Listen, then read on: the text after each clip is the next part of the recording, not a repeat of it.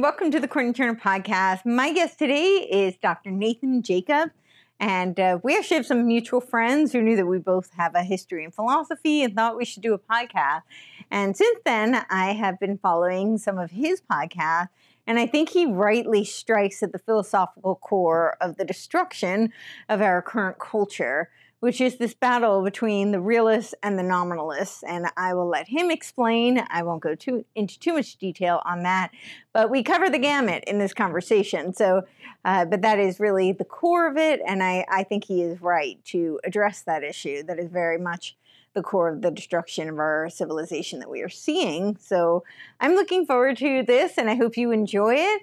And I also want to encourage you, if you want to see more of this, to head on over to my website or click the links below and support the work that I am doing. My website is CourtenayTurner.com. I spell my name like Courtenay, so it is Courtenay. It's pronounced Courtenay, but it's spelled Courtenay, so that's CourtenayTurner.com. Hello, and welcome to the Courtenay Turner podcast. My guest today is Dr. Nathan Jacobs, and we are in person. IRL. It's super exciting. I love when we have the opportunity to do these. And he is a doctor of, you have 2 PhDs, correct? Well, yeah. Sort of. A double major of PhD, but in historical theology and systematic theology. And systematic theology. Right. I was going to say theology, but I knew there were 2 specializations that I would get wrong. So thank you for clarifying. He's an author. He's a podcaster. He's also a filmmaker, a fine artist. So we're going to have a fantastic conversation because we've had a great conversation before this started. So I'm excited to continue that one, and hopefully you will enjoy it as well. So how are you doing today? I'm doing great. Thanks for having me. Awesome. So you have this very eclectic background. There's some overlap with my background. Yes. Right? The philosophy and the arts and film. So how did you get into what you are doing now? Yeah. So, I started out in art school. That was the whole thing, right? For me, that was my world: fine arts, painting, and drawing. And but then I ended up on this. Well, I don't know how detailed you want me to go, but I ended up going into existential crisis, actually largely because of drug use. So I was big into hallucinogens. And so I know that's a very trendy thing right now, the connection between hallucinogens and spiritual journeys. I've done a lot of shows talking about this, and my take is not popular. So, yeah. Well, is it a negative take? Because my experience was not. I think it's part of social engineering project. Okay. Well, all right. Yeah, we can talk about that. So I know that a lot of the sort of trendy stuff is like, hey, hallucinogens are great in terms of opening up the mind and realizing that God is everywhere and all this sort of stuff. That was not the experience that set me down the road. For me, it was a very different experience where I had a horrible trip that sort of made me aware of my own mortality and that decisions in this world matter, and opened me up to the possibility of hell. Not so much in the sense of like a location with fires and devils, but more the idea of a terrifying psychic state that, well, what if that endured, right? What if that's what you shaped the soul into? And what if that endured beyond death? So anyway, that experience was what sent me down. Do you mind sharing what, particularly you were taking? Or Sure. Yeah. So I was taking LSD. And so while on LSD, basically what happened was, anybody who's done hallucinogens knows it's not the sort of thing you can just sort of sober up from, right? This is a roller coaster ride. Some people have a lifelong trip. That's right. And so it's like you buckle in to this ride, and there's no getting off until it's over. And so you better hope it's a good ride, because if it's not, it can be really, really bad. And for me, it went really, really bad, and I just wanted to make it stop. And while that was happening, I started thinking through, like, okay, so what can I do to make it end? And this I always have to add this caveat in here, because people who haven't done hallucinogens, what I'm about to say probably sounds like, oh, you were suicidal or something like that. And it's like, no. On LSD, everything that you take for granted, all your normal thought horizons expand and change. Like gravity might just seem ridiculous to you all of a sudden. And so for me, as I was sitting there thinking, well, like how could I make this stop? One of the thoughts was, well, you could kill yourself. And that wasn't despair, right? That was just a purely analytic, well, you ingested chemicals into your body, it modified your brain chemistry. If you just kill your brain, that would make it stop. And just so that was a possible solution. That's a solution, right? Right. And that was the thought that occurred to me. But on the heels of that, immediately after that, I had this second thought, which was just, well, yeah, but consciousness is not a physical object. So how do you know if you kill the physical object to which it's attached that will actually end the psychic terror? Because it's in your mind. Right. Are you sure your mind will stop existing? And that's basically Socrates' affinity argument for the immortality of the soul, which I had never read at the time. I wasn't studying philosophy. I was a drug-taking artist, right? Like that's what I was. And so I thought, wow, that's an interesting thought. And all of a sudden, it very quickly snowballed into, well, if consciousness might endure the death of the body, and you could have a psychic sort of state that's unpleasant, and that could endure, well, that might be like hell. And all of a sudden it was like, well, and I wonder if the inverse of that could be paradise and heaven. All of a sudden heaven and hell as like this possibility of this enduring conscious state, right? The idea of a mind or a soul that endures became plausible to me. Right. And I became acutely aware of ticking time and the idea that, death is one step closer every second that passes. And I have a limited amount of time to figure this out. And it's like I went into immediate religious crisis mode of like, these questions matter more than any other questions. I better figure this out. And so as inadvisable as it is, and it's very inadvisable, I got in my car and I drove home while on acid. And I got there and I just grabbed a Bible and I opened it up to start reading. Like I should investigate right away. And I started reading the first place that I opened to, and I happened to open, I don't think by coincidence, to the passage in the Sermon on the Mount where Jesus says, if your right eye causes you offend you, right? If your right eye causes you offense, it's better to gouge it out, because it's better to be cast into, it's better to enter life whole than to be cast, or it's better to enter life maimed than to be cast whole into hellfire. And I thought, wow, that's a little like on the nose for what I'm dealing with right here.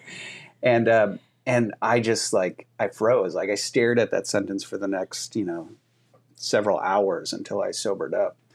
And at that point, that marked the beginning of a spiritual journey where it's like, this is the only thing that matters, is answering the questions of, is there a God? Is there a soul? Does the soul endure after death? Like, do I have free will? Do I have choices to make about all this?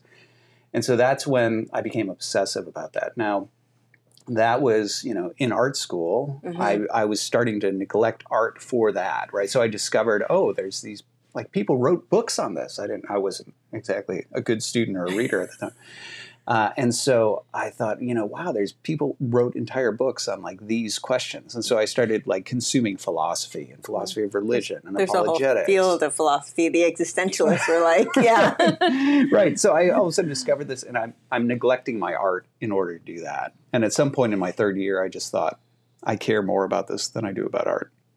And I left to go get a degree in philosophy. And then I took a very unconventional road. And this is part of how you get all this sort of eclectic sort of stuff. Because unlike the usual student who's like, well, I'm taking a class. What do I like? I need to pick a major. Okay, I'll do that. Now I'll go to grad school for that. I was just trying to find answers to questions. And so I would follow the questions wherever they led. Right. And so for me, I started in the investigation of philosophy and religion for reasons I could talk about. I ended up favoring Christianity, and then that ultimately led me down the road to I should study church history and then historical theology and all of these sorts of things like that. And so that's how I bounced around from, I finished up my art degree, I got my philosophy degree, I did a church history degree. That led over to I'm doing historical theology and things like that. And so I studied a bunch of these different disciplines, and the way I was approaching it, because I was sort of trying to pursue answers, I became very much a generalist. So a lot of folks are unsure how to brand me because if they know my publications, they're like, well, you wrote a book on Immanuel Kant. That's what a philosopher does, right? And Leibniz, my latest book on Leibniz, that's what a philosopher does. But you also write on church fathers and on scholastics and things like that. And that's what theologians and historical theology people do. And so the thing is, you know, it's because I don't really follow the usual academic, like highly specialized, you write on one thing your entire career. I've never understood that, right? Like that's never been something that appeals to me. But for me, in the pursuit of the history of ideas, I ended up becoming like a true generalist, like Frederick Copleston type, like if you know his work, where it's like I was looking for answers. I wanted to get a sense of the history of ideas and like, you know, and find answers to my questions, which involves studying ancient philosophy, medieval philosophy, modernity, all the way up, in order to try to just sort of follow the questions, whoever they might lead. And so that's one of the reasons why I have specializations that are sort of across the spectrum and are more about just the history of ideas in general than it is, and the worldview I developed as a result, than it is about just sort of like one pinpoint area of specialization. So that's kind of like the very broad brushstrokes of the history of ideas part. But along the way, you know, I paid the bills working in the video game industry. And so that's how I used my art. Yeah. So I did like storyboarding, concept art, CGI stuff. And then that ended up introducing me to film people. And then I had this sort of like, because of the intersection of ideas and art and, you know, conceptualization, cinematic conceptualization, I had the opportunity to delve into film. And that's where I started toying with that, initially a short film and then a feature film. And I was doing this kind of on the side while I was a professor. You know, in the summer, I'll do this sort of thing. And then I got asked to do a documentary, which I did on the religiously unaffiliated, or the nuns, if you've ever heard that term. Sure. And so I did a documentary on them. And then basically I was asked by the people who financed that to consider leaving academia. I was a philosophy professor at the time. And pursue film. And so I decided to take a gamble, and then that led to a first look deal with a studio offshoot that's like now launching.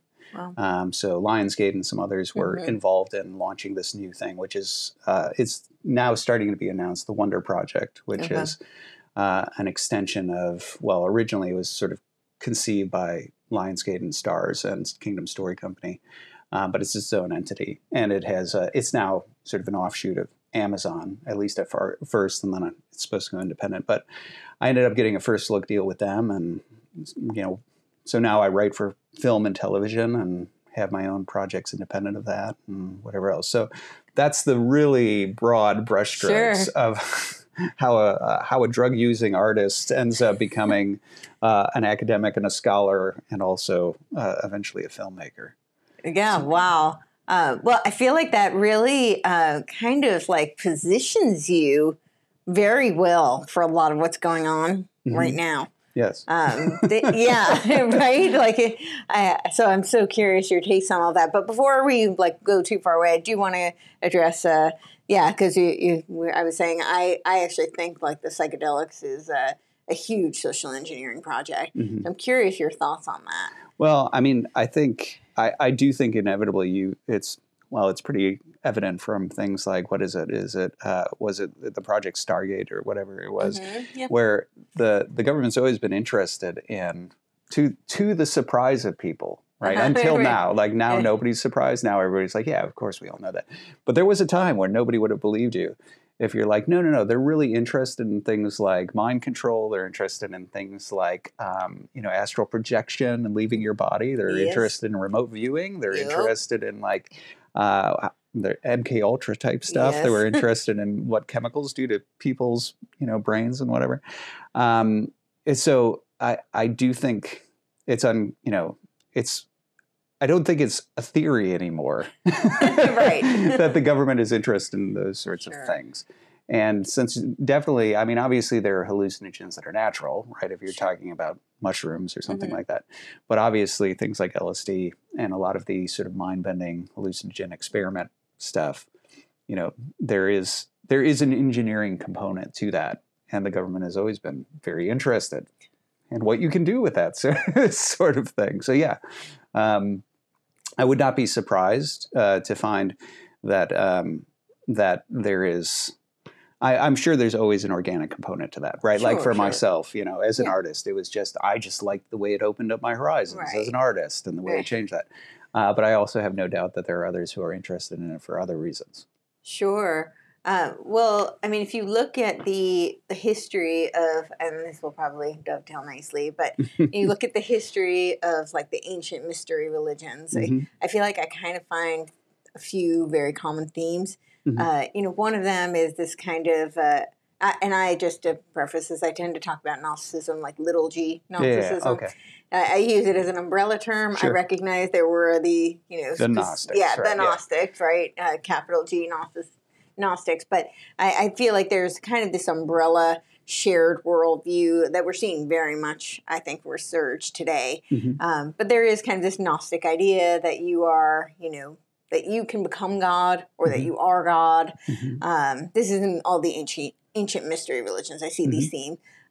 There's this idea of, one of them is that they all seem to just kind of like dissolve into like these orgiastic drug dens where, they have these experiences that, they open their mind and then they realize, oh my gosh, I am God, or the God is within me, or, through theurgy, I can become God. Right. And that seems to be just like a really prevalent theme. It's either through that or through some kind of really traumatic induction, right? And a lot of them, they have these, because they're mystery cults, they get initiated, and part of, much like on a much more benign scale, like a fraternity or sorority, right? You have these levels of initiation, but a lot of them involve, like we call it hazing, right? But it's trauma, right? And that's where we get trauma-based mind control. But in any case, I see that's like a very common theme in all of these. Right. And so through these, you have this expansion,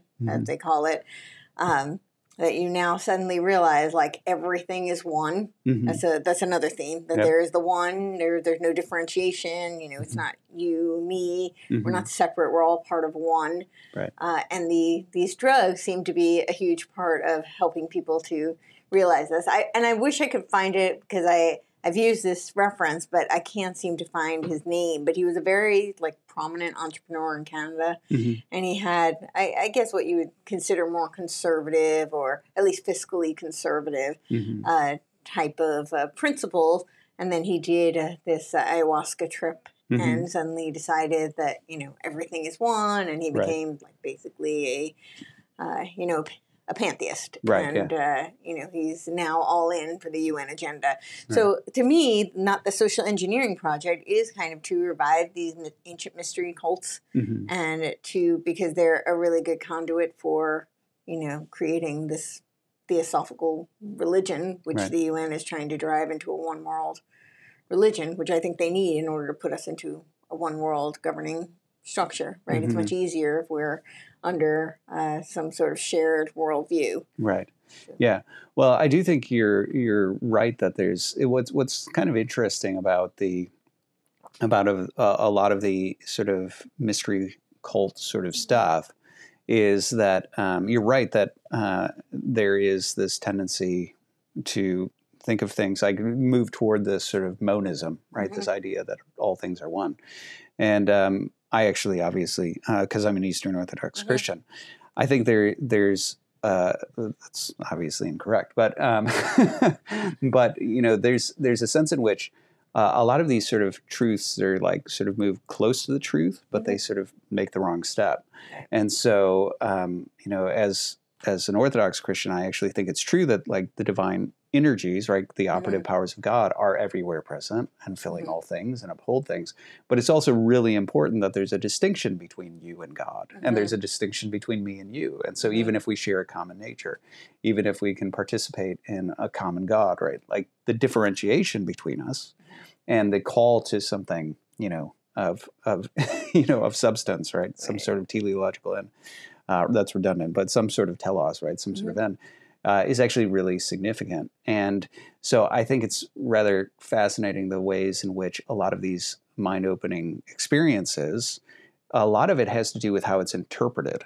So I remember there was, I think it was the missing page of the Stargate Project Stargate. I think that's what it was, and then they resurfaced not too long ago. Yeah. And that had all the interesting stuff in it. Of course. And of course, the missing page had all the interesting stuff. And it was fascinating because on the one hand, so much of what was being said in terms of what they found in these sort of astral projection experiences, I looked at it and I was like, wow, yeah, not surprising. You're right. Because they were talking about, well, you step out of yourself and you realize there's like this omnipresent, like sort of something that's there. But then there's also these other smaller entities, and some of them are good and some of them are evil. And so we had to tell them which ones to talk to and which ones not to talk to. And you could sort of move around it. And they even said in the document, if I'm remembering correctly, when they talked about the omnipresent something, they said, kind of like God or the Holy Spirit. They actually said the Holy Spirit, which I was like, wow, well, that's really wild to find in this intelligence document. Right. But then once they moved into the interpretation, and I think that's where things get messy, is that they start to make all of these inferences that what this demonstrates, and it goes into like religious pluralism, all religions are the same, and it starts to make this sort of homogenized religion inference that doesn't actually follow from what they observed. Right.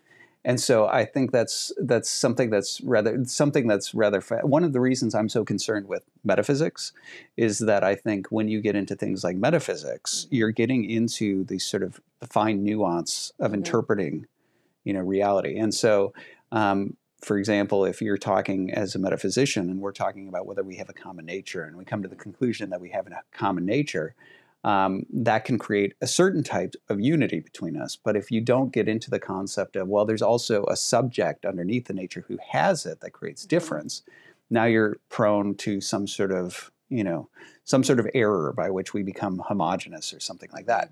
And so I actually do think like the role of metaphysics to avoid these sorts of mistakes is really important, because when you look at, for example, Neoplatonism, okay, so let's take Neoplatonism as an example. There's a lot that Neoplatonism says is true. I mean, this is why when Augustine of Hippo read it in his Confessions, he says, I read in the pages of certain Platonists, not with these exact words, of course, but with all the same meaning and intent. In the beginning was the Word, and the Word was with God, and the Word was God. Now that's a really bold claim. And Augustine loved Neoplatonism. At that time. Yeah, that's right. And he even said, he had to retract it later in his retractions, but he said, he was like, I'm convinced I will find nothing in the writings of the Platonists that conflict with, Holy Scripture. That's how convinced he was. And obviously he had to retract that. And obviously the other church fathers, like a lot of Eastern church fathers who knew Neoplatonism really well, had a lot of critiques about it. But the idea, but the recognition of the fact that the Neoplatonists had come to a lot of important conclusions, that they came to the conclusion about the one, right? This deity that transcends all things. The idea that the one also is rational. And so they get to almost this Trinitarian thing where you have the one and the nous and the world soul and these emanations. And that the idea that because of, the soul is like, is basically also a mind, that it has this affinity for the mind and it can participate in its own. There's so much that's true in what they're seeing, but this has always been this sort of Christian disposition toward, faith and reason. The idea that reason unguided is kind of like somebody who's groping around in the dark a little bit. And, divine revelation is the thing where you're sort of given the cheat sheet to help fill in the details. And that's what I find so fascinating looking at things like the way the church fathers had to hash out in the ecumenical councils, things like the Trinity and Christology, because what you start to see is that there were certain aspects of philosophy that were indeterminate for a lot of philosophers. Right. Like, for example, what makes an individual an individual? Almost none of the ancient philosophers answer that question because they don't know how to answer the question. Right. Aristotle's just saying, well, I think it's where you run out of predicates. And Stoics are like, I don't know, maybe there's an idiosyncratic trait, right? But the church fathers, because of the revelation of the Trinity and Christology, knew that there had to be a more robust notion of the individual, and those doctrines provided them a guide to get there. And so the reason I think that's so important is because what you see in that sort of contrast is you see the ways in which a certain limited data set, like that's giving you true information, like the Neoplatonists, can still lead you to false conclusions if you don't have all the data. And that's what then you see how the church fathers with, the councils and Revelation are able to get the full picture. And I think this is really the problem of a lot of the sort of mind-opening ayahuasca type stuff, is that they might be seeing something true. There's divinity, and it's all around you, and it's everywhere present and filling all things and things like that. But they have a limited data set. And so they're starting to make these inferences, just like with the missing page and the Stargate thing. They're observing true things, right? There's this omnipresent spirit, and there are some that are good, smaller spirits, some that are good, and some that are evil, and so. But with that limited data set, they go to religious pluralism and things like that.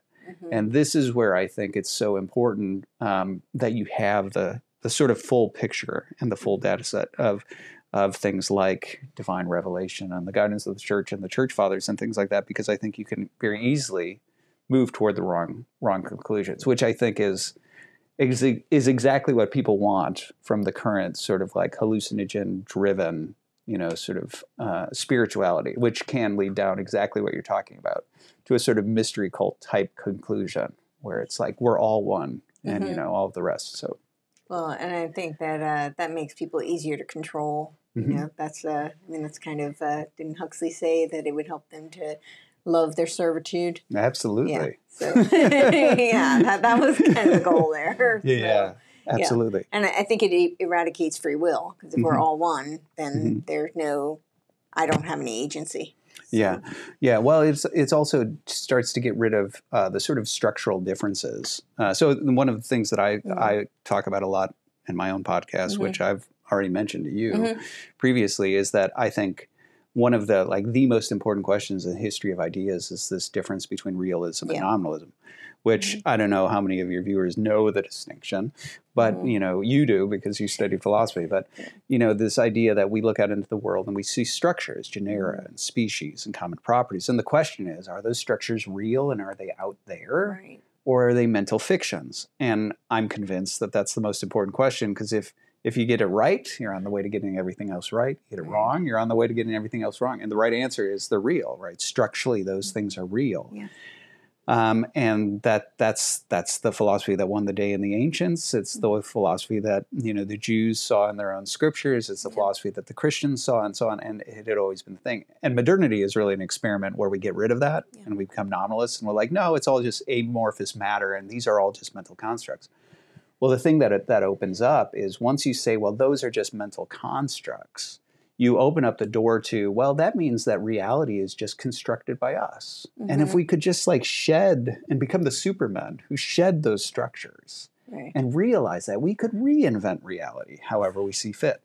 And what's always interesting is if you have this sort of, this realization that it's all just homogenous, that's a step toward, well, let's shed the structures. Right.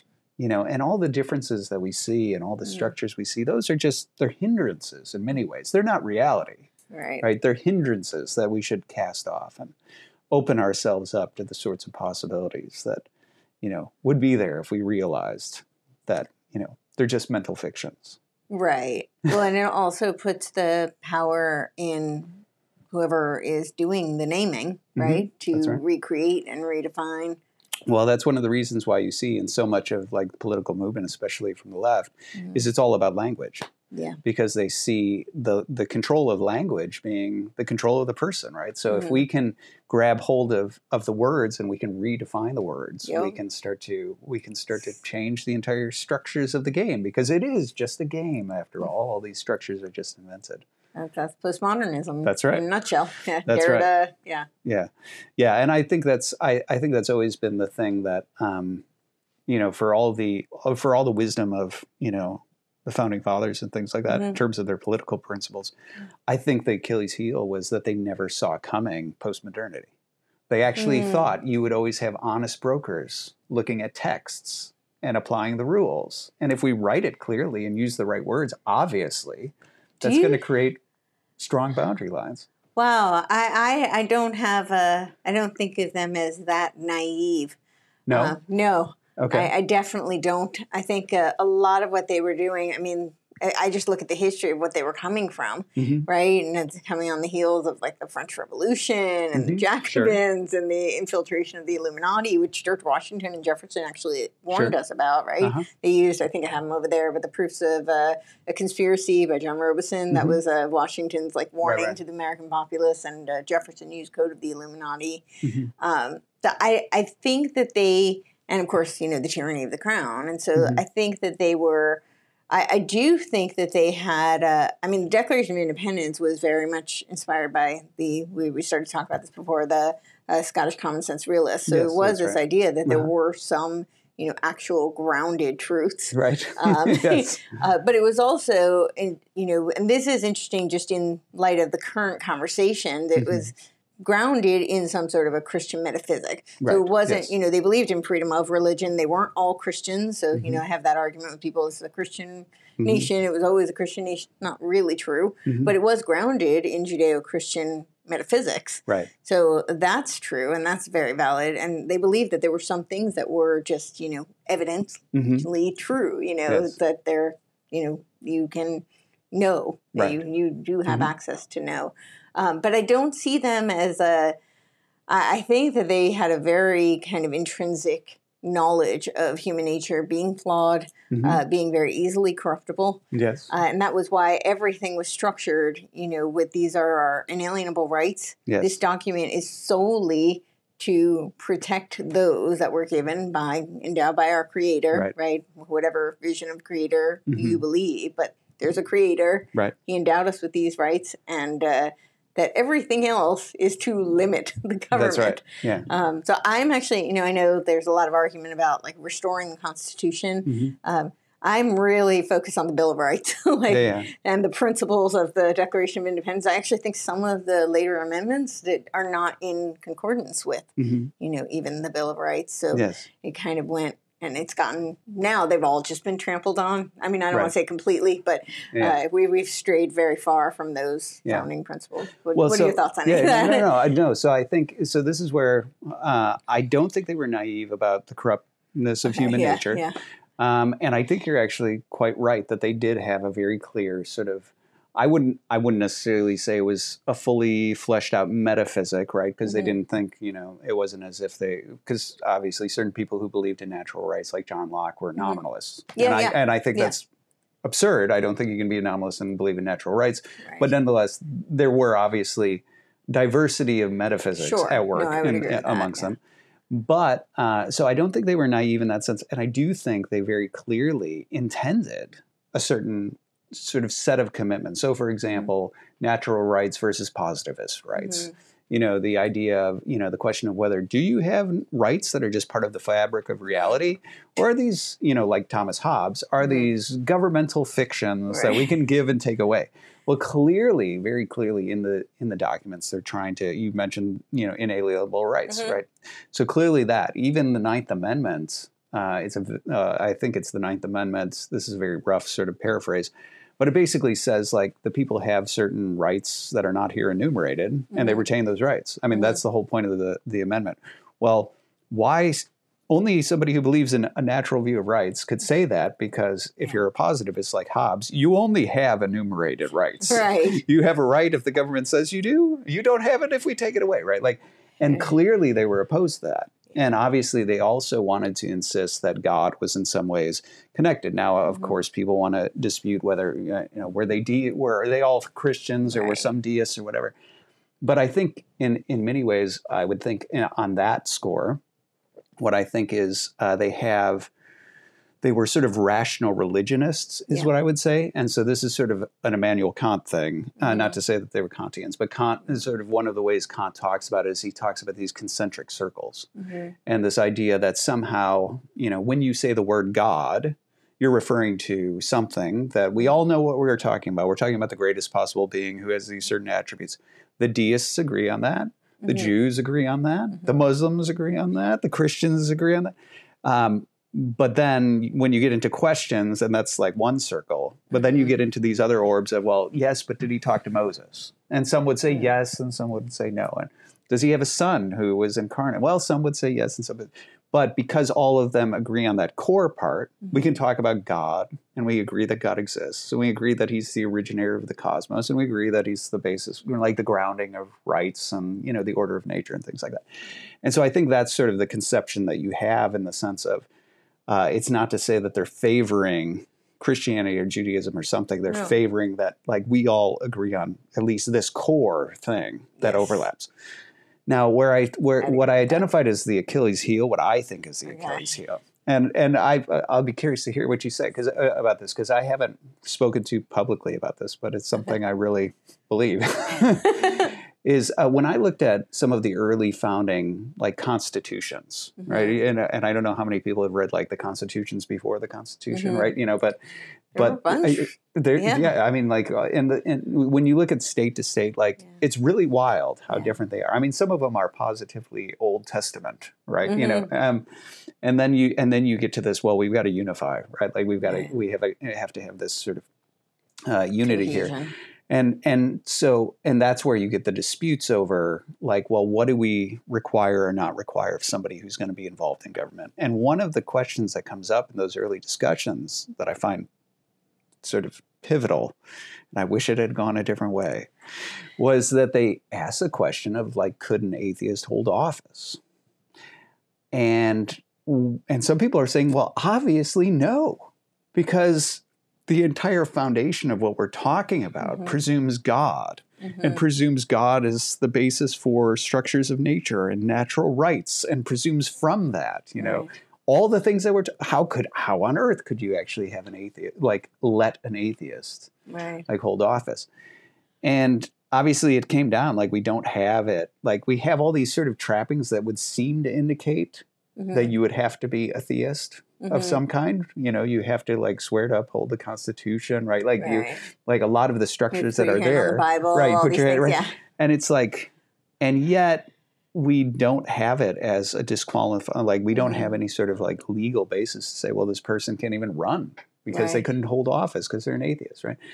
And I think that's I think what that goes to, and this is what I think is when I say I don't think they saw sort of how far postmodernity would take the unraveling of reason and the unraveling of language and deconstruction of language and all that sort of stuff, is that I think part of what happens there, what I've become convinced of, is that there is no such thing as secular neutrality.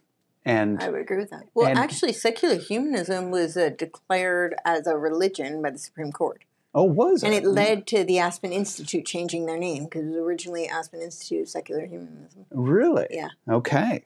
Well, look at that. Well, good for them. Yeah. But the thing is, I think there's a certain Enlightenment's modernity, you know, naivete that says, well, we're rational beings, and two rational people can get into a room and we can hash things out, and we can look at premises and conclusions, and we can reason together. And I mean, this is obviously the sort of thing you find all over the place in somebody like Kant, who's, like, always talking about, well, you know, any principle that through the mere use of reason you could arrive at, right? Like that sort of language.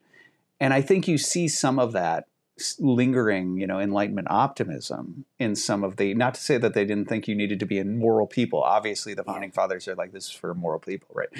But they said that. They explicitly said that, right?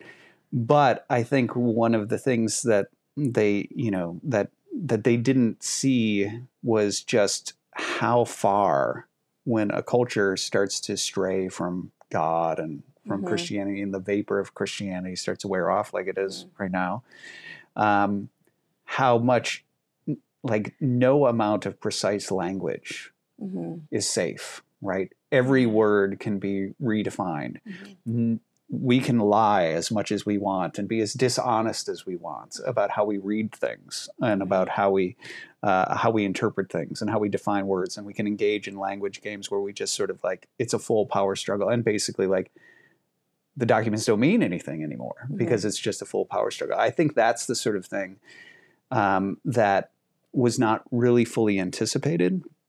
And I think this is where I've come around on this. So in my younger, naive libertarian days, I really thought, you know, like, of course we can have sort of general principles that people can agree on. And you know, we can have some sort of, like, well, these are the religious principles over here, but there's a common principle that no matter what your view is, we can hold to.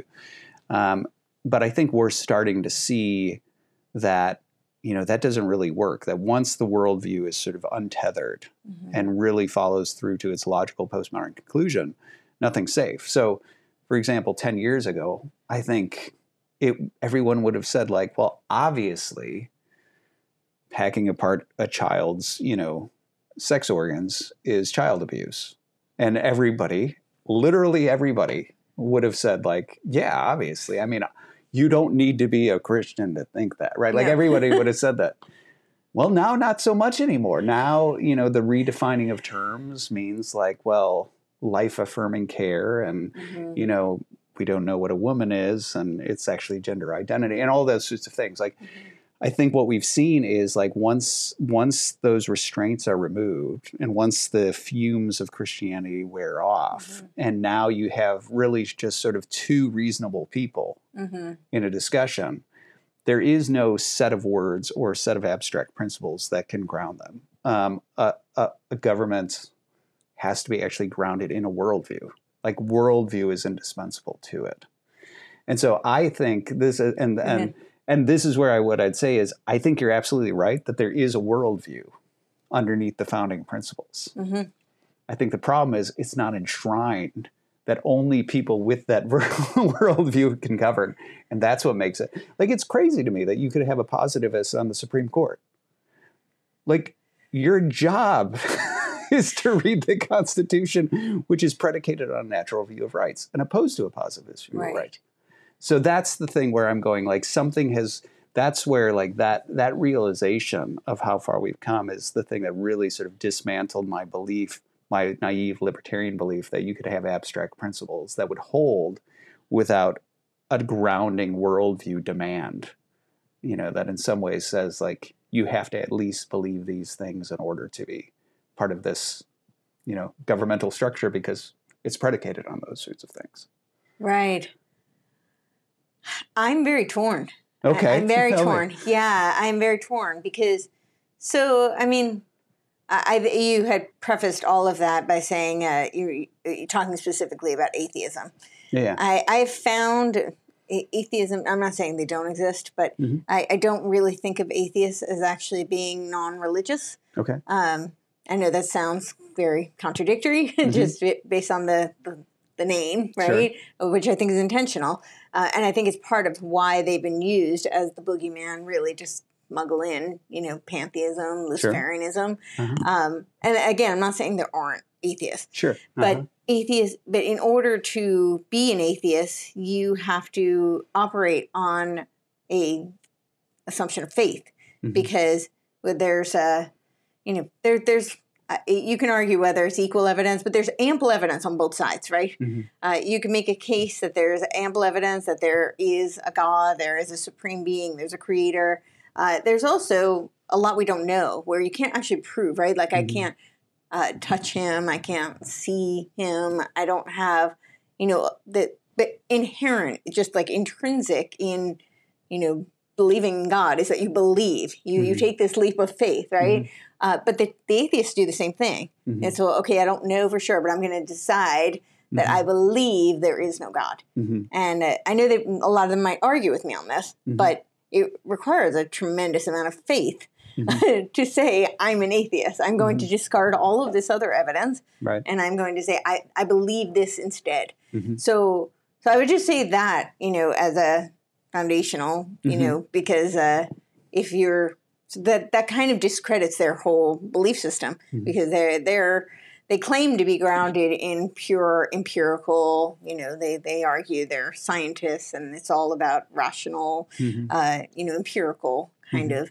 I would argue it's a little more scientific than it is really science because of what I just said. You have to have a huge element of faith in order to be an atheist. You know, it's very different than somebody who's an agnostic, somebody who says, okay, there's a lot of evidence on either side. I can't take a stance because I just don't know enough to make a decision right now. And I'm not willing to take the leap of faith. Right. So that to me is somebody who really is much more of an empiricist, actually, because they're saying, okay, this is what I know. I know this for sure. And these things I don't know. And so I'm just not going to take a stance one way or the other because I don't have faith. So that's.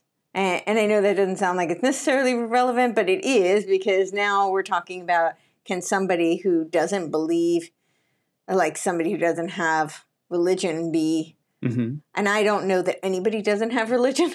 Sure. Okay. So I kind of just reject that premise, you know, to start with for I think everybody has religion. You know, as we were talking about the secular humanism, the Supreme Court even deemed it was a religion. So I think where I struggle is I started this podcast, and it's really interesting. I was talking to my husband about this recently, that it's really interesting because I was so naive when I started. I woke up in 2020, so I knew very little about anything. I was not, awake, as they call it, at all. And I really started it from a much more political kind of perspective. This idea that if we just got the right people in office, we could fix this whole mess. And why are the Republicans behaving as controlled opposition for the left? And then I realized, no, I think they were created to be controlled opposition for the left. It was a Hegelian structure from the inception. That was actually what George Washington warned us against. So I have a very different perspective, but I started it by saying I wanted to inform, inspire, and empower people to exercise their free will because I believe the free will of humanity is in jeopardy. I still very much maintain that. And I also said that I believe that there are people who have a shared worldview. I don't believe that it's necessarily like a one entity, and I think there are warring factions within these various, underlying structures and people.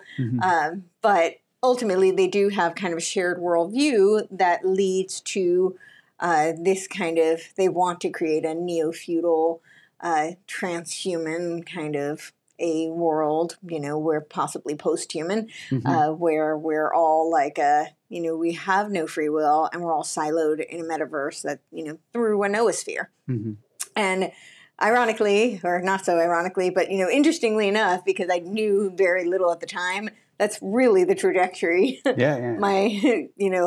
gone on, and it's become much more confirmed. But all this just to say that because preservation of free will is so intrinsic in my mission, I have a really hard time saying, no, somebody has to believe something in order for us to, allow them to do something else. And that's kind of when you say they have to subscribe to this worldview in order to run for an office. What happens if that person what if they're a devout Christian? What if they're, an Orthodox Christian and they run for office, and then through a series of events, suddenly that viewpoint changes? Do they get kicked out of office? So practically, I don't. So let me just say, practically, I'm not convinced that there's any putting that genie back in the bottle, so to speak. We've gone down a certain. I don't see it happening anyway. So but this is not me saying, yes, there should be a movement that says that only people who hold certain things can actually. But I suppose as an abstract principle, just like a philosophical principle, political philosophy, I don't have a problem with the idea of saying, let's say that a government were just a flat out Christian government. Okay, so this is, and we'll say it's an Orthodox Christian government or something like that. That the government is basically saying the governmental commitment, our commitment here, is to Orthodox Christianity, but in terms of the question of what that means for you who are governed by us, well, that government could hypothetically still say, well, we believe in human freedom, because obviously Orthodox Christianity is big on human freedom because God's big on human freedom. And so, and we think it's really important that in terms of conversion and things like that, we don't think true conversion can be brought about by coercion. And so we think it's really important to preserve freedom of speech and freedom of thought and freedom of religion and these sorts of things, because we need to leave room for those sorts of things. And so, all of a sudden you get all these sorts of principles that are very, sort of liberal principles in this sort of sense, because they're advocates of that. But there becomes a differentiation between, well, we as the government give you those freedoms because we have this worldview. But that doesn't mean that we in the government have no commitments. This government has commitments. We actually believe in the Holy Trinity and the Incarnation and, so on and so forth. And so I think it's entirely possible to have a government, that the government itself has a grounded worldview and a set of commitments that is not very liberal, right? And yet at the same time offers to its people, the people under it, and protects under it, certain principles. So I don't think that's incompatible, right? I think that's entirely compatible that you could have a government with very clear and restricted commitments. And then for that reason to say, and for that reason, we're only willing to admit into government people who are Orthodox Christians. And because because we need to know that they're basically on board with our worldview. So only people. So I think that would be perfectly compatible, just in a political philosophy sort of sense, that having a government, I think the sort of separation of church and state isn't something that's required in order to have certain types of principles like freedom of speech, or freedom of religion or whatever else. I think that's possible. And I think in some ways, that this is, again, going to the sort of Achilles heel. I really do think that given, I think in some ways the founders tried to have it both ways, where on the one hand, they gave us principles that were very clearly worldview constricted. Like, you can't be a positivist. Like, we are natural views of rights people. We're not positivists. And yet at the same time, they left the door open for positivists to come in and govern, as well as to play important roles like how to read your Constitution. Right. And that's where I actually think that's crazy. Well, I think they were watching a lot of theocratic.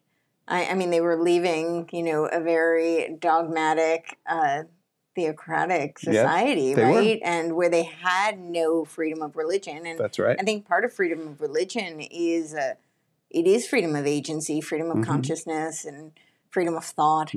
And so I think they saw that as, and dare I would use this word because it's kind of a religious connotation, but I think they saw it as sacrosanct, and they wanted to preserve that. And so I can see why you say it runs, in direct juxtaposition. But I think that's strangely enough, I think that's even from a biblical framework, that's the whole battle, right? That's the whole battle of free will, is that now you have to choose. And so you're up against these seeming paradoxes, but it's not really paradoxical. It's just you hopefully, and I would, I don't know, but from what I read, I think God hopes you take the right choice. You do good. Absolutely. That's what he wants for you, but he's not going to force you. And interestingly enough, I mean, actually, the opposing side agrees with that, wants that too, right? Satan wants to be chosen. I think that's why what we're seeing today is a lot of opt-in tyranny options, is because it is people who subscribe to a Luciferian worldview. And so they're by their own belief system, they don't want to force you. They want you to choose. Right. Well, so you choose your own enslavement. This actually intersects with the thing you were talking about before, where I was talking about that metaphysics, like with limited data sets, gets you some truth, but not enough. And you should expect that, right? If Christianity is true, right, evil is not a substantive reality. It's a twisting reality, right? So the Christians, unlike metaphysical dualists who always thought of good and evil as two substances, like the or two gods, Manichaeans, right? Like the Manichaeans or the Gnostics, right? Right. The Christians had always said, like, no, all of being is good, right? It's and evil is always just an absence or a twisting, right? Blindness is not an additive property; it's a subtractive property of some good, and so that's one of the reasons why vice, for example, wasn't considered a substance, right? It's that virtues are substantive character traits that you acquire, and it's the absence of certain virtues that you get lopsided virtues that turn into vices, right? Like, and so that's sort of part of the nature of like why that reality looks that way. But so this is relevant, of course, when you're talking about freedom. So on the one hand, both sides, good and evil, want freedom, but the reasons are very different. So like the metaphysical reasons why, if I'm speaking as an Orthodox Christian, like what is the importance of freedom? Why give to man free will and things like that? Aside from the fact that it might be an inherent essential trait of rationality, and you can't make a human being without making it rational and having free will. That's like talking without that would be like a square without four sides or something like that. But putting aside that, the whole purpose of free will within the Christian conception of it is the idea that moral properties only adhere, and I think we intuitively know this. Every child knows this, actually.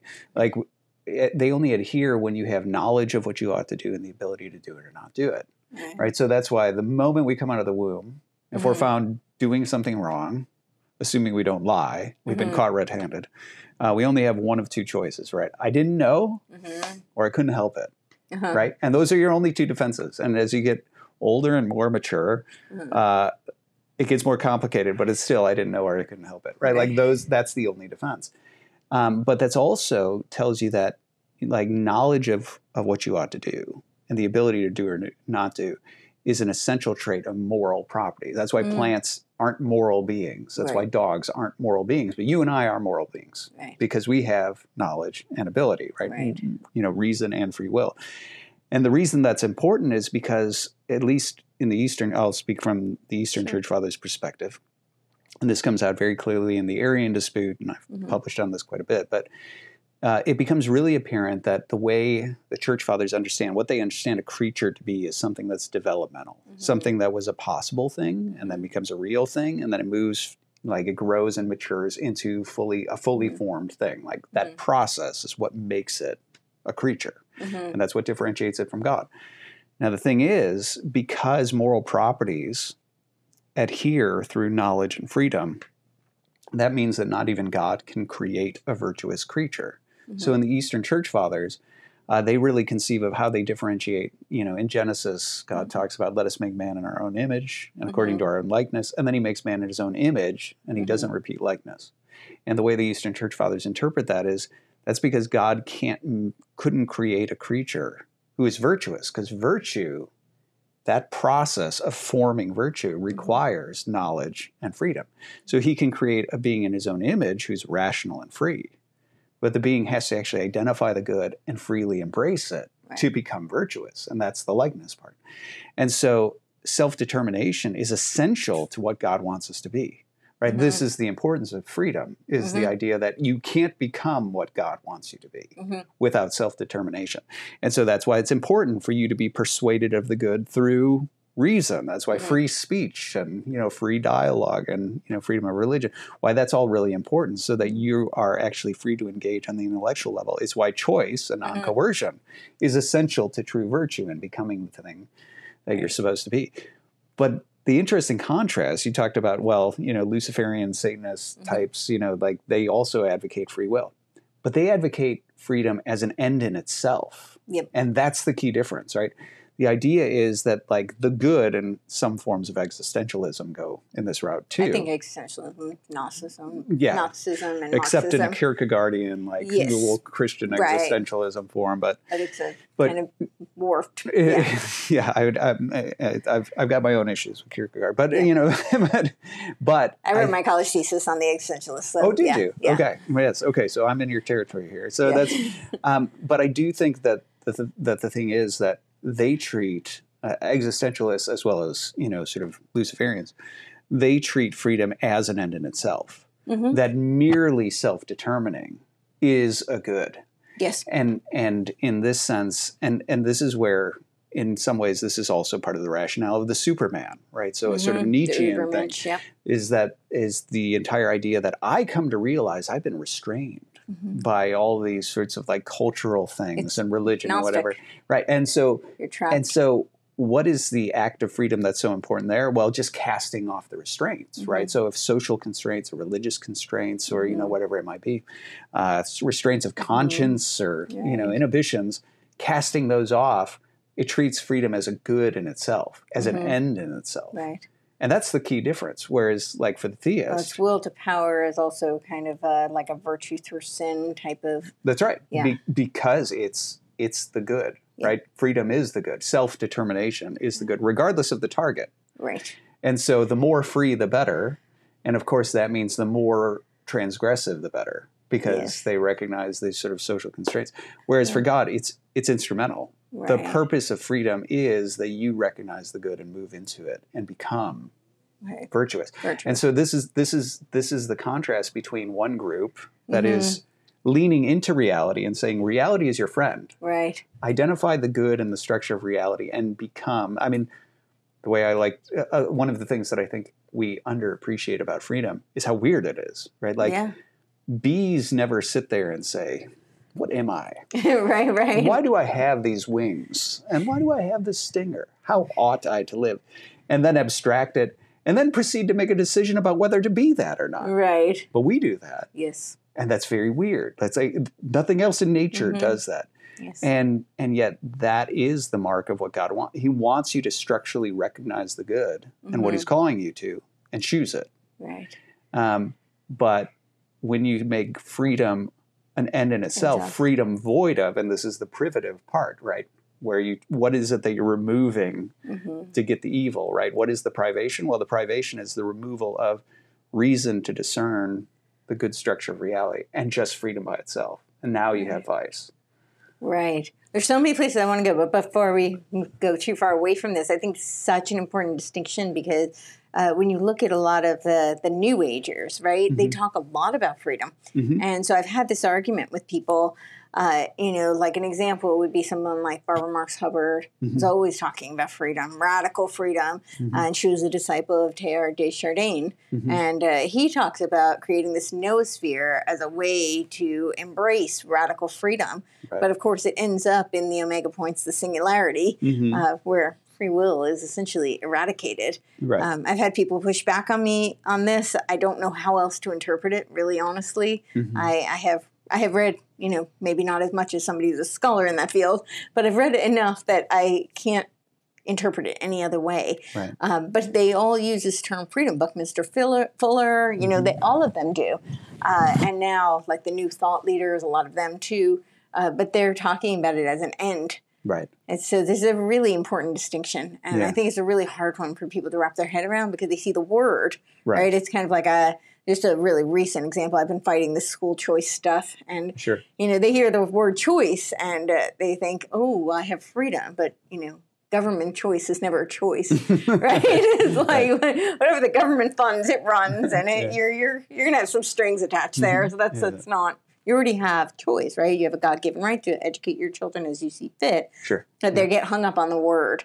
Right. And this goes back to the manipulation of language. But I think this idea of freedom as an end is really, really important. And this is, I think also, kind of linked to this notion of like utilitarianism, right? It's for the greater good. And now we see, and this is very relevant today, we have these effective altruists. And, I keep telling people they put effective in front of it for a reason. They didn't say it was altruism. They said it was effective altruism. Effective for whom might be the operative question here. Right. Yeah. These are the people who are the technocrats who think, they're part of the scientific dictatorship, emphasis again on dictatorship. Right. So they're going to control you. And this is not very altruistic, in my opinion. And so, I'd mentioned the sort of divide between realism and nominalism. And I think what you see there is, you see the... that's it. I think that you're right to make that the crux of all of it. Yeah, because I think what you're seeing is, what you're describing is the end game of nominalism. Like, that's just where it goes. And so what's interesting is when you look at realism, it looks at reality as your friend, right? Like, it is a bad thing to push against the grain of reality. Reality is there. We are part of it. And we look at it in order to discern our place in it, how we ought to be, and to embrace it, right? And so this becomes freedom in service to my proper end. Me playing nice with the cosmos and taking my proper place in it. Whereas nominalism, once you've said, look, if you could step outside of my head, you just see that it's all just amorphous stuff. And all of these structures that we use, genera and species and common property and all the conventions of like family and mother and father and all this sort of stuff, well, those are all just sort of like mental fictions. They're social constructs that became the very popularized form, which is just code for nominalism. And the whole point of calling them social constructions, as opposed to like names, but the whole point of calling them that is to say, well, they're not real. Right. They're just the rules of the game that we invented, and therefore we can change the rules if we want to. If I can actually see through the illusion that these are just our constructions and I can sort of step out of that, then I can begin to remake reality how I want to, how I see fit. And I think this is where what a lot of people don't understand is like the empiricist nominalist push in people like John Locke, when it started in modernity, was very optimistic. Right? Like they were like, oh, this is going to be the road that gets us to like the definitive, unshakable truths. And it totally backfired. Oh, yeah. People like David Hume, who I think is the honest empiricist is like, no, it leads to skepticism. Yeah. Because like now all the associations that I make by way of morality about relations, those are just inventions. It's just like the foundation for critical theory, right? Right. Yeah. That's right. That's exactly right. And so like now all of a sudden, all of the things that we do in terms of reasoning, right? Those are bad habits of reason, right? Causality, you can't actually demonstrate it. The inferences we make about, about morality, well, those are just sort of like fallacious leaps and things like that. And all of a sudden, like somebody like Hume recognized, like all of the rational stuff you take for granted just starts to unravel in your hands. And that's one of the reasons that starts to tumble into projects like Immanuel Kant, who's like, well, maybe we let go of reality. We don't know what it's like out there. But in here, at least it's because he's trying to deal with skepticism, because that's where empiricism landed. But of course, like the Kantian project turns into the Hegelian project because people are like, well, I feel very isolated from the world in Kant's world because I'm just stuck in my head. So maybe, pantheism, you and I are really just one mind, and this is God talking to himself and things like that. And then you get the leftist Hegelians after that. So you have people like Feuerbach who are like, well, I like the whole dialectic unfolding of history, but let's be honest, there's no God underneath this. This is just people, amplifying God. And you get, so on the one hand... Not that Hegel really believed in God anyway. He said the state was God. Well, yes. I admit I'm more sympathetic to like the Peter Hodgson reading of Hegel, which does treat him as a pantheist. But, but the leftist Hegelians certainly thought the true reading of Hegel is that there's not really a God underneath all of this sort of stuff. I feel like, and I'm sorry to interrupt you here, but I feel like even with Kant, with all of them, I've told you this before, but for the audience to know, I think of philosophy as like an operating system. And, there are kind of people, they're using it for a purpose. So there's a reason like certain people get elevated, certain ideas get elevated. And I think that there's still this kind of exoteric and esoteric battle. Even within the ideas that are presented. So when you say it like manifested in pantheism, and this may be the cynic in me, but it's also having studied history, and I know some of the influences on various figures like Kant and like Hegel, and a lot of these were very inspired by mystics who were part of groups, and I think it was intentionally designed to revive paganism. And pantheism. Well, I don't know if you have thoughts on any of that. No. I mean, I know I think but a lot of it Leo was done Strauss with a Christian veneer, right? Right. So, but that's how you smuggle it in because it's acceptable, it's appropriate. But then, what are you really bringing in? Yeah, esoteric? I wouldn't be as cynical about as some of those figures. Okay. My book, I did an edited volume called "The Persistence of the Sacred in Modern Thought," which was basically trying to say, like, I actually do think a lot of their theism or pantheism is real. Okay. Even though it obviously like tumbles very quickly down this road. Like, and so regardless of whether Hegel is like sincere in his pantheism, like clearly the leftist Hegelians are like, we can get rid of the God part right away. Oh yeah. And that's where you get Karl Marx. I mean, he's a leftist Hegelian. And then the right-wing version of that is Nietzsche, who's like, well, no, let's get rid of this like collective stuff. And I would argue neither of them were like not religious. I mean, it was originally like. Well, Nietzsche's overtly pagan. He thinks paganism is great. Exactly. And Marx was all about it was a confession of faith, right? That's right. So, I mean, and he was literally a Satanist. He wrote odes to Satan. So, I mean, I don't think that's not religious. It's just not. Yeah. It's not Christian. It's not Jewish. But going back to the reason I was talking about this is that there's a reason why once you start going down this nominalist road, there's nothing to sort of anchor reality anymore, right? And so this is one of the reasons why you brought up utilitarianism. I brought up utilitarianism because utilitarianism, once you start saying, well, just empiricism, now what does good and evil mean? Well, it just means pleasure and pain. Right. It just means a state of affairs I like and find pleasant and a state of affairs I don't. Yeah, and that's where you get hedonism. And then that's one of the reasons why what naturally starts to emerge when you have utopianists, which people like Hegel were, right? The dialectic is moving us forward. And you combine that with utilitarianism. And now you're starting to question free will. And you start to think of people as meat robots.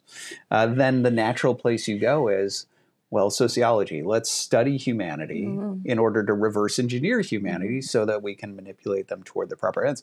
And for folks who don't know, I mean, that's quite literally what sociology was invented. It was an academic project for that very purpose, to study humans and human psychology, behavior. literally. So that you could reverse engineer and manipulate them toward a utopia. It was all justified by utilitarian ends. Like it's for a greater good, right? Like ultimately where this leads, it'll be great, the utopian project. And so I think inevitably, I think there's a natural progression of thought that happens once you start to say reality is just a construction. Once you start getting rid of transcendent values, once you start getting into these dialectical processes, once you start making morality just pleasure and pain, once you start going down that road, I think it naturally unfolds.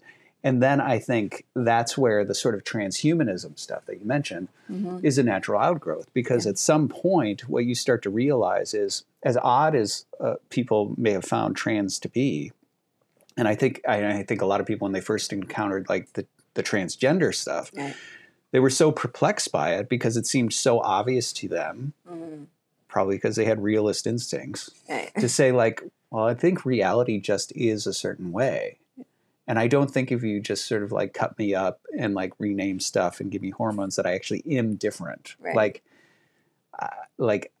there's a core, right? I think, like, not to put it crudely, but it's like, they're like, I'm pretty sure like a penis is a penis. Right. Like, and even if you chop it up and do stuff, like it's still just the chopped up penis, right? Yeah. And that's a realist instinct. Yeah. But what they didn't realize is when they're being, like, when the first premise in every trans discussion was gender is a social construct, they were espousing nominalism. They were saying like all of those names, all of those categories, all those distinctions, those aren't real. If we could step out of our heads, it's all just amorphous matter. And so if we all agree to play this game and rename it something else and manipulate it, then it is something else, right? Like, and that's the nominalist premise. And I think you're right that it's not even speculative. If you look at the people who funded the transgender movement, the funders of it were transhumanists. I mean, like, not even secretly. It's not it's not like a conspiracy theory. It's just like obviously true that they're very clear and vocal transhumanists. And so the idea being that ultimately the concern is to say that I should, in my transgressive view of freedom, as opposed to the sort of freedom that I talked about in the Christian sense of a freedom to embrace reality and become virtuous and embrace the good. Right. This is a transgressive freedom. I should have the freedom to become whatever I want. And this is where I think, in many ways, all of the different trans movements, whether it's transgender, it's transhumanism, or whatever it is. It's personal, there's a lot of them. The claim is really the belief, and I think this is how I'd boil it down in the sort of contemporary context. The sort of end game of nominalism says reality is the original oppressor. Right. And realism says reality is your friend and the road to happiness and goodness, And that's the real divide.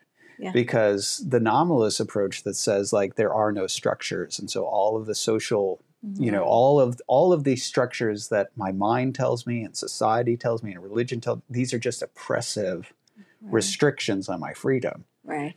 And true happiness and self-actualization comes from casting those off. And so in this sense, like reality itself is hurled becomes into an the oppressive. world, right? Yeah, This is the thrownness concept. That's right. Yeah. Yeah, so, which I think is inherently a Gnostic premise. Oh yeah, right? Absolutely, sure. Yeah. In the broad sense, yes. in the little g sense, right? This idea that you're trapped in this world of reality, and their idea was this ignorant demiurge that created the world and limited his knowledge, right? And of course, Lucifer is the one who's going to illuminate them, enlighten them, give them the gnosis, which enables them to become their own god, which is essentially what transhumanism is doing, right? I think all of it is that's what it's doing. It's deciding, well, I make the rules, so you make the rules. You're essentially, you become the creator. Yeah. Well, and you had said, that I'm a god, right, in that sense. And of course, that's what it means, right? It does mean that anytime that you say, I should have the freedom which I think is really the sort of misuse of that word in that context. But I should have the freedom to remake reality into whatever I see fit. Yes. In other words, I should always be I should always be the master and never a servant, right? Not even of God. That is a declaration that, my telos should be to be my own God. Yeah. And to remake my own world and live in whatever world I see fit, for me.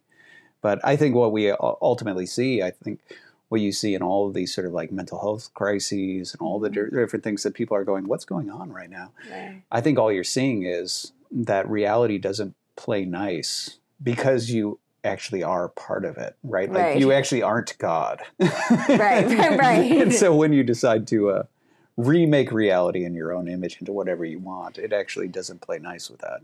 It has consequences. There's consequences. Yeah. So what are your thoughts on, we had talked about the Founding Fathers and your thoughts on that there should be like a intrinsic kind of metaphysical worldview in the people who are running, right? Which runs very contrary to how the Founding Fathers just set it up. But what are your thoughts on classical liberalism and how, that philosophy, what it means for the individual in the sense of like, can nominalism and realism coexist with an individual? I'm asking a lot of things, and I knew you had mentioned before we started that you actually ended up going where you went because of the Scottish Common Sense realists. So I'm curious your thoughts on, because they were very influential on the Declaration of Independence, and just of course, codifying that. I mean, that idea I think is the first, and still to this day, the only place in the world where you see that codification in a founding document, like written out, that we are endowed by our Creator with inalienable rights to like pursue life, liberty, and the pursuit of happiness. Yeah. Well, I'll tie back to I had mentioned that well, let me tell. In order to answer that, let me walk a little bit more through my intellectual journey. Yeah. I want to hear it. So, when I first started down this road of like crisis and engaging in philosophy and religion, an important thing was like I grew up in a family where my mom had already gone through like a lot of faith, faith crises, and so she was a big advocate of apologetics and things like that. So I was surrounded as a kid with proofs for the resurrection and proofs for design, arguments for the creation of the world, and like all these sorts of apologetic things. And my family was a sort of family that sat around pounding tables and debating, and so I grew up just absorbing the sort of, let's say, the reasonableness of Christianity. So once I went down, now I didn't live any of it, right? But I was never somebody who would. Whenever I'd hear people say like Christianity is dumb or indefensible, I was like, what are you talking about? And I would always find out very quickly that they didn't really know what they were talking about. And so the leap, once I went down a spiritual road, like the leap to, well, Christianity is reasonable, was not a far journey. And there was also something sort of Pascalian about it for me, because I recognized as I started looking at other world religions, I thought, well, the exclusivity of Christianity, the idea that Jesus is somehow unique and a singularly important road to God, is something that is unique in the world of religions. And so there's some sort of element in which this seems to be rather important as a consideration, because there's higher stakes to this claim than in other religions, right? It wasn't obvious to me that, the stakes of Judaism were the same as Christianity, or of Hinduism was the same as Christianity, or whatever it might be. And so that's one of the reasons why a lot of my early philosophy and things like that focused there. And where I started in that journey was I recognized that Augustine of Hippo was this central figure that was claimed by Catholics and by Protestants. Now, I didn't know anything about Eastern Orthodoxy. So as far as I knew, like that was Christianity. And I was very curious about, I wasn't taking anything for granted. I didn't presume that I knew exactly what Christianity was or something like that. I was raised Lutheran. That's what my mom was. My dad was Lutheran. Okay. That's what my mom was. Missouri Synod Lutheran, very conservative Lutheran, German Lutheran. My dad was nothing. And I didn't know what he believed when I was a kid. He's since, definitely professes to be a Christian, but that was not what was obvious to me about him when I was younger. Anyway, but so I wanted to know, like, what is Christianity and what does it really affirm? And so I started with Augustine of Hippo, and truthfully, I really hoped, I was like, yeah, make me Catholic. Because I thought there's all this, as an artist, I was like, oh, there's been all sorts of great, like, Catholic artists and architecture, and, as somebody who's moving into philosophy, great philosophers. So like, yeah, make me Catholic. And instead, this sort of opposite happened for me, which was I dug into Augustine and devoted, a long time to his thought. But I also followed Augustine outward. I wanted to, as I read him, I realized, I've got to study the people he studied. And so that's what got me into the ancient philosophy, because he had been influenced by the Platonists. And so it's like, and it's really the Neoplatonists. They're going to read the Neoplatonists, and then, Plato, and then also, Aristotle and things like that. So even though some of those were, like Aristotle was less influential, but, but then I started going, okay, and then where does his influence go? And that's where I followed it to other, to the scholastics. And so I started studying the scholastics, Aquinas, Bonaventure, John Duns Scotus, all these sorts of guys, and then beyond into like post-Reformation scholastics. And then meanwhile, as I was doing all of this philosophy stuff, I was starting to get a sense of the history of ideas, but it was primarily ancient and medieval. And part of the question became, well, where does the story go after that? Right. And that's where I got into modernity. I started consuming like philosophy of religion in modernity, John Locke, David Hume, Bishop Berkeley, all these sorts of guys, Leibniz. And so anyway, that's how that sort of journey stretched out. Now, I say that because one of the things that happened during that journey was I became less, rather than being drawn into historical Christianity, I was kind of repelled from it. And that was partially because, I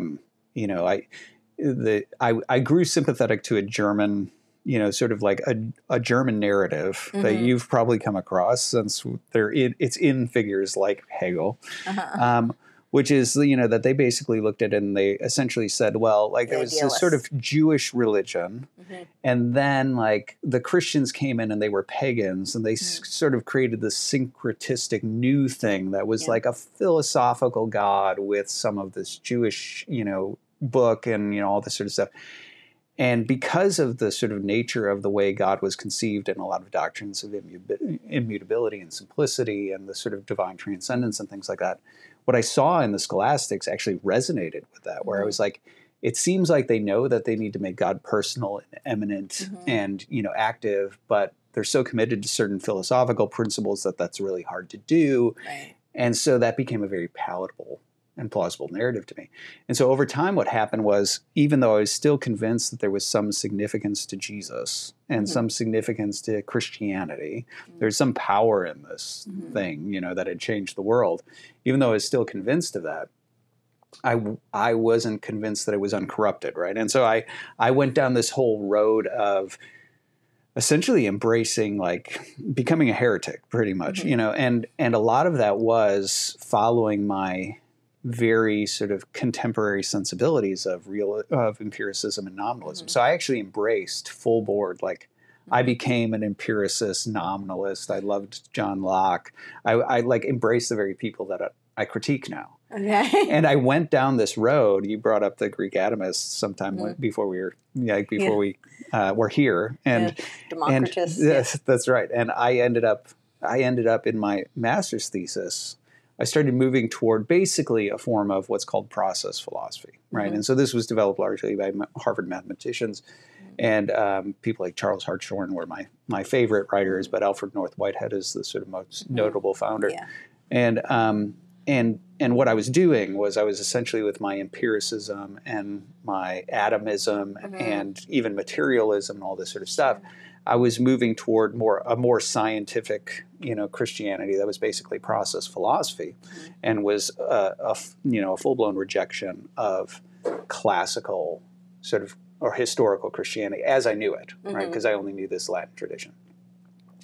And that is one of the reasons why I gravitated toward Calvin, where a lot of philosophers of religion like Alvin Plantinga and Nicholas Walterstorff and others had done tremendous work in philosophy of religion in terms of, problem of evil stuff, in terms of epistemology stuff and all that. And a lot of them were common sense realists. You know, they were advocates of Thomas Reid. That's where a lot of the resuscitation of Reid's philosophy was coming out of. And so there was a certain resonance there with that whole movement in philosophy of religion. So that's how I ended up moving in that direction. But at some point, what happened was my own project. There were two things that happened. Like the first thing that really sort of set me on a road away from all that was the fact that I had, when I'm writing my master's thesis, I realized that I needed to talk about, things like corruption, properly formed, malformed, basically normative structures of reality. And I started to realize how difficult that was to do in a nominalist framework. And what happened was, at some point I said, well, I suppose you could say that God has archetypal ideas of what the thing is supposed to be. And all of a sudden I thought, oh no, I just became a Platonist, right? Like that's what Plato thinks. And all of a sudden I was like, oh. Didn't Plato also say like you can't be an atheist and a philosopher? Oh, yeah. I mean, so he says, when defining what a philosopher is, he says, wise you may not call them, for that name belongs to one, referring to God, but they are lovers of wisdom. In other words, an atheist couldn't be a philosopher, right? Because you have to be a lover of wisdom, meaning a lover of God, in order to be a philosopher. And that's how the church fathers, like John Chrysostom, when talking about Basil of Caesarea becoming a monk, he says that he chose to live the life of a philosopher. Like that's what they referred to the monks as. But that was the thing where I suddenly realized, I was like, I don't think nominalism functions. Like, unless you're going to, and I saw, like, you have a road where you either say that reality doesn't have these structures and unravels, or you say there's some sort of grounding. And that could be ideas in the mind of God. It could be immanent form like Aristotle. I wasn't sure which form of realism, but I suddenly saw, like, I don't think there's any getting around realism. Like, I think if I'm going to be a rational being, like, right, shoot. And so, like, that was the first thing that set me on my heels and had me reconsidering. And then the second was during my doctoral studies, I started, I took a class on the Eastern Church Fathers. And this was the unexpected twist, which is that when I read the Eastern Church Fathers, I had, I'd read plenty in terms of the Latin tradition. Obviously, I mentioned how much time I spent with Augustine and other like early Latin writers like Tertullian, but and then into the medieval scholastics and beyond. But for all the work I did on that Latin tradition, I hadn't really spent time with any of the Eastern Fathers. And so I took this class on Nicaea to Constantinople, the first two ecumenical councils. And it was in that context that the whole class was just nothing but reading the primary sources. And so I was suddenly reading Athanasius and Arius and Alexander of Alexandria and the canons of the council and all this sort of stuff. And what blew my mind is it really sort of set me on my heels in terms of saying, like, well, when you've studied something for a long time, at some point you become accustomed to the systems, right? And so there aren't many surprises anymore, right? Like once you know Thomism, and you pick up a Thomist, you might find one or two interesting things in there, but for the most part, you know what a Thomist thinks, right?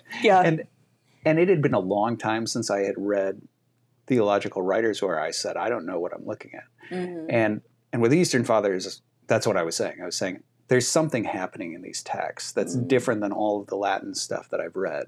And I don't know what it is. And so that started me down this road of saying, like, I obsessively have to understand what's going on in these texts. Right. And that's where, for the first time, with those Eastern writers, what I ended up seeing was I started to see, well, a number of different things. But I started to see a Christianity that was more resonant with my instincts, right? I saw something I found in there, the God that was dynamic and personal and all these sorts of things that I hadn't found, all the things that had sort of like repelled me in the Latin West. Certain doctrines that were there in the Latin West, like original sin, weren't absent and, in the Eastern Fathers, and certain things that I saw in the metaphysical principles that seemed to like warp God into something I didn't recognize were, again, absent there. And God, basically what I started to see is, in some ways, this thing I had tried to construct from the ground up for myself, having rejected that tradition, I was seeing a much better version of that. And I started to just wonder, like, is this just an odd pocket or of writers? And so then I started obsessively reading the Eastern Church Fathers after that, and I started to realize, like, no, this is a full-blown tradition. Mm-hmm. They all sort of agree. And it's everything I've ever looked for, but better, right? Mm-hmm. It's everything that I've strived to sort of construct, but so much superior, right? Mm-hmm. to what I did. And that's what started me down the road toward Eastern Orthodoxy. All that's to say is, like, in terms of like the question of like the common sense realist tradition, things mm-hmm. like that, part of my cynicism about nominalism mm-hmm. is actually based, it's not from the starting point of realism. It's from, like, I went down that road mm-hmm. and saw it unravel in my hands. Right. And because I saw it unravel in my hands, that's one of the reasons I'm convinced it's untenable. Mm-hmm. And so, and that's not to take anything away from the sort of work that I saw come out of people at Calvin. Like, I mean, mm-hmm. I think a lot, that entire philosophical movement, I mean, it's all started at Calvin for people who don't know the sort of names that come out of there. I mean, they all ended up going other places eventually. Like, mm-hmm. I think Walter Storff went to Yale and, planning to go to Notre Dame and whatever. They all eventually sort of moved on in these other directions. But, I think most philosophers of religion recognize that, at least in the field of philosophy of religion, Christianity sort of regained its intellectual respectability mm-hmm. due to the entire movement of those analytic philosophers who were drawing on common sense realism. Mm-hmm. And so I have a great deal of respect for it, but, I would not be a common sense realist in the sense that I think it needs to be more metaphysically robust than that. So I do think the common sense realists were trying to sort of avoid the too explicit, people like Thomas Reid, mm-hmm. He's trying to avoid too explicit. He doesn't want to fall into the schoolman, right? He doesn't want to fall into the scholastic sort of metaphysics. And I think that's reflected in a lot of, like, American theology that then comes over and things like that, where it's sort of like, we're going to try to fly above the sort mm-hmm. of like metaphysical underlayer and just like trust that that's there.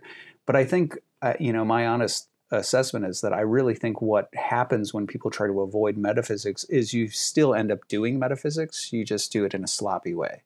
And it would be better to just be explicit. Right. So you feel like the Scottish common sense field, I mean, I'm thinking Thomas Reid in particular, you feel like he didn't address metaphysics? Well, he certainly isn't trying to deal with, like, schoolmen level of, like, form and matter and things like that. So right. I think that's the entire point of the common sense part. Yeah. Right, is that there's something trying to sort of accept a lot of the, like, we all sort of, like, obviously the very things that I would use to try to advocate realism, where it's like, well, you do think, like, that there is a difference between, like, a human and a dog, right? Right. And now for me, I'd move in the direction of starting to get toward, like, realism and the actual structures of reality. I think Reid, on the one hand, like, the common sense part is meant to be, we can engage in this mode of reasoning without having to engage in, like, the sort of scholastic distinctions of, like, we can just potentia know that. And actuality and things like that, right? But that's where I think the problem is, I think even though I think it's what I think makes it mm-hmm. functional, I'll say this. What I think makes it functional is that most people are by default realists. Mm-hmm. We think like realists. Mm-hmm. We engage. One of the things Gilson said, right, who's a Thomist, he said the first step in convincing somebody of realism is to help them realize they've always been a realist. Uh-huh. The second step is to help them see that the moment they stop playing a role in a philosophical debate, they will go back to being a realist. And the third step is to get them to ask why. Right. And, obviously the answer is, so I think the reason I think just the evidence that most people are realists is the fact that they need to come up with these games to change reality. Yes. So obviously if you have to change it, if you have to mold things, then mm-hmm. there is a thing there, right? Yes. So they're it's not really that they're not realists, it's that they want to be in control of the circumstance. Yeah. Well, and this is the sort of thing like C.S. Lewis points out in his moral argument, mm-hmm. like in Mere Christianity. He points out that even though some people may talk like morality is relative, it won't be very long until they're like, hey, hold on, that was mine. Right, exactly. and that's the thing, is that all of these sorts of games that you play, philosophical games, mm-hmm. you always snap back at some point to a realist ethic or to a realist metaphysic or things like that. It's only so long you can do it. And truthfully, I think when it comes to like realism, I don't even think logic and reasoning function unless you're a realist. Because logic, if I'm going to say like all cars are blue, this is a car, therefore this is blue, that only functions because I'm using groups and sets, right? You know, all and cars and blue, right? Like these are actually, and Bertrand Russell himself actually recognized this. He like, I think it was in a letter to Frege, he said like, oh, man, I think we kind of need like groups to have logic function. And that's kind of like presumes common natures, which kind of gets us back to realism. So I would say like my critique of common sense realism isn't that the instincts are wrong. The Frankfurt School identity politics is really ran with that. Yeah. That's right. And so my critique of common sense realism isn't that it moves in a wrong-headed direction or even that its instincts are wrong. Right. But I think where it's wrong is it's wrong to be shy about just accepting that, you know, the realists are right. Okay, don't use the scholastic terms for it. You don't like potentia and actu and like what, right? Like whatever. Okay, fine, don't use it. But like you really should. I think you do need. I think it's detrimental whenever metaphysics are underdefined. And it's for those very reasons that we talked about earlier when I was talking about when you have limited data sets, right? Like it's actually, once you start getting into things like, okay, well, we saw that there's this grand spirit and we saw this and we saw that and there's common natures or whatever, and you get into the interpretation of that, you know, and the CIA interprets it as, you know, as religious pluralism. The only way to critique and engage that is actually to fill out the metaphysics. And so I think common sense realism functions on most day-to-day level sort of stuff. But where it's deficient is there are discussions that really do require fine-tuned metaphysics, which is what it's trying to avoid. So that's always my critique of it. Right. So then what are your thoughts on classical liberalism? How does that fall from there? I'm sorry. No, I mean, I would say something similar in the sense that I figured. You know, I mean, it would be a redundant, you know, iteration of the thing that I think in many ways a lot of the sort of sensibilities. This is why I referred to my sort of naive libertarian tendencies. And naive when I was younger, right? Libertarian tendencies is that I think something that people are starting to recognize right now, they didn't recognize before, is that there was a point where, you know, even though there may have been a growing number of people moving away from Christianity, people were kind of naive because of the influence of Christianity on what humans are really like. Like, I don't think, unless you've gone into the Christianity hasn't always been so nice. Well, okay, sure. I mean, there's like hundreds of years of wars and crusades. That's right. Yeah, in the name of Christianity. That's true. That's true. Saying. You do have a lot of that. But I think one of the things that's not to disparage Christians or Christianity. I'm just saying, you know, that's a reality, right? It is. Yeah. But I think the other thing that you see is that if you look at the world before and after Christianity, I always forget the name of this book, but there's a historian, and I don't think he's even a Christian. I think he's an Anglican by association because he's English.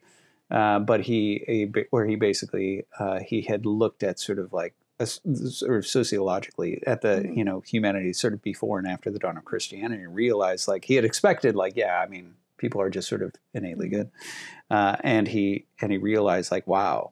Societies and people and how they function and what they expect and things like that really changes after Christianity. That really does upend things. And I think as, you know, I've been spending a lot of time in the ancient Near East recently in terms of like studying of the ancient Near East because of a project that I've been involved in. And it's really shocking when you look at the sensibilities that are there and the sorts of ways in which people, you know, treat each other and the sort of horrifying things that humans are capable of. And the more I've looked at sort of history and the way, you know, societies develop over time, I think there really is a stark shift. So putting aside, not to discount, you know, political corruption, Spanish Inquisition, for example, things like that. Don't want to discount that at all. That's actually very clearly evil. Yes, right? I would agree. But the idea that the shift that happened in the way people saw each other and the expectations of your neighbor and the sense of morality and like moral standards that you personally held yourself to and things like that. The sort of boundary lines that people started to have in their mind of what is socially acceptable and not acceptable and things like that really shifted with Christianity significantly. And I think there's a sense in which we've taken for granted how much a lot of our sensibilities in terms of our expectations of how you treat other people or what you should do when people aren't looking or, things like that. I think we've come to take for granted that those are just the way people are. And so that's why our culture will talk very often like, well, you don't have to be a Christian to be a good person and so on and so forth. And I think what happened is, several decades back when we were still sort of living on the fumes of Christianity, even your neighbor who's like not a Christian, like, yes, they sort of have broadly Christian sensibilities to them because your culture as a whole is still sort of living on the fumes of Christianity. But I think what we're starting to see now is and this is what shocked so many people, like with the fact of like the trans stuff, is that when that vapor starts to move away, people would be shocked at like there are people like propagandists who just like overtly lie, and they're shocked, right? They engage in social or political games that are dishonest, and they're shocked, right? They have sort of like they don't think that well, and I mentioned the trans things. I for some reason they're sitting here telling me that it would be unloving for me not to hack up my child's sex organs, and they're shocked and they don't get it. And so there's a sense in which I think an important part of classical liberalism, an important part of libertarian sensibilities, an important feature of common sense realism, is that in some ways it was more functional because you were living in a broadly Judeo-Christian culture. You try to take those